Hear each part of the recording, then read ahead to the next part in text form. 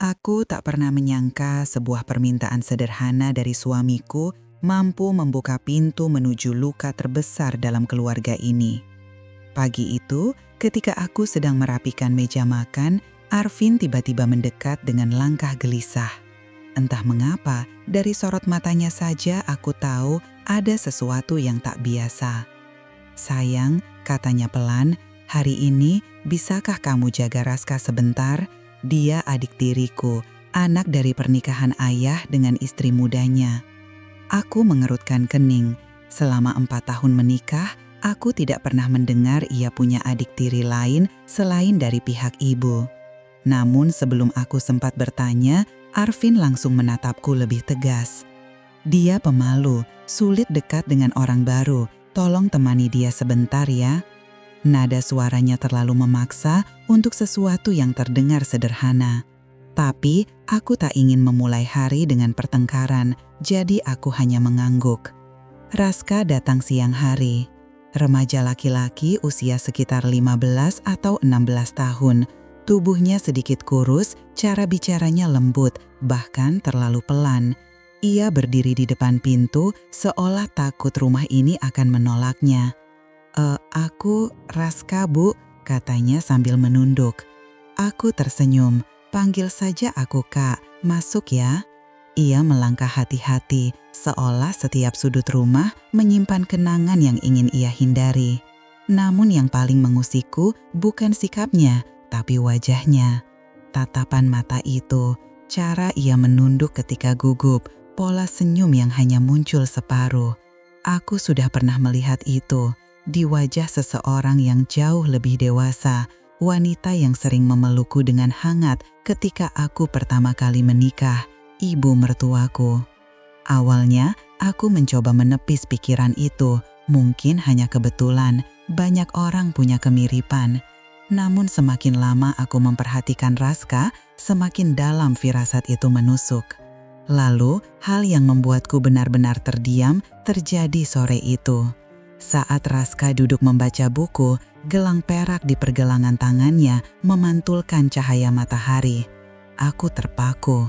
Itu gelang yang sama persis dengan milik ibu mertuaku. Gelang yang katanya peninggalan keluarganya. Gelang yang ia bilang tidak pernah ia lepas. "Gelangmu dari mana?" tanyaku, berusaha terdengar biasa. Raska menengok cepat, wajahnya berubah pucat. "Ini hadiah dari seseorang," jawabnya singkat. "Seseorang siapa?" Ia meremas buku di tangannya. "Aku dipesan, jangan bilang." Dag, kalimat yang selalu digunakan anak-anak yang memikul rahasia orang dewasa.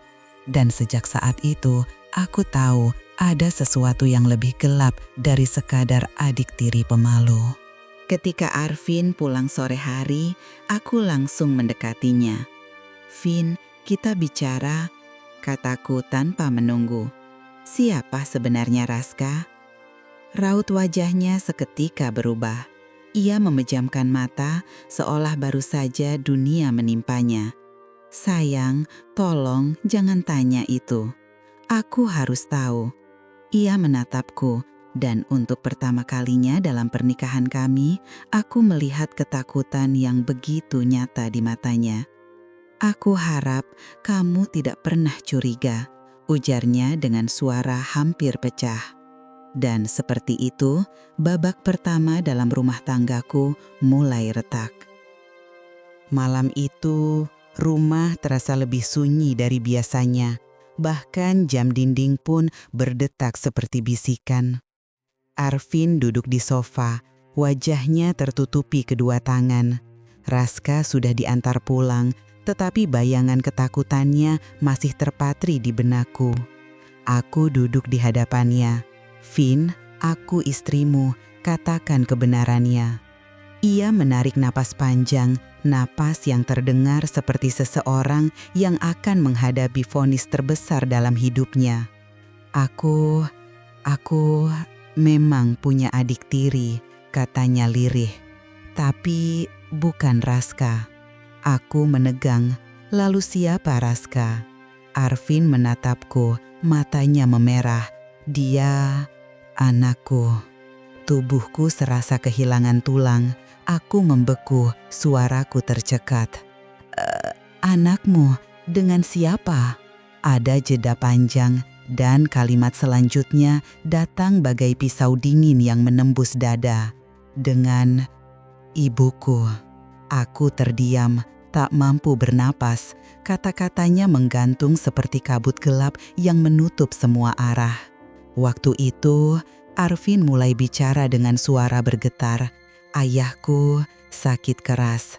Ibu tidak stabil secara emosional. Rumah penuh tekanan. Aku masih muda dan bodoh. Kami sama-sama salah.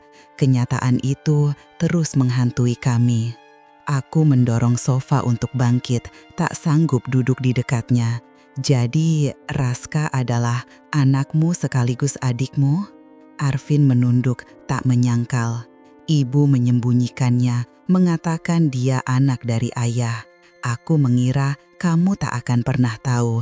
Semua demi menjaga keluargaku, demi menjaga kamu agar tidak pergi." Hatiku bergetar antara jijik, marah, dan kepedihan.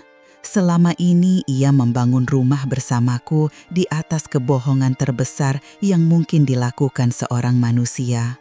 Aku memejamkan mata, mencoba menahan gemuruh di dada. "Dan kamu menyuruhku menjaga dia, anak dari hubungan terlarangmu sendiri?" Arvin tak menjawab, hanya air matanya jatuh tanpa suara. Aku meraba dadaku, mencoba menegakkan sisa-sisa harga diri yang masih ada.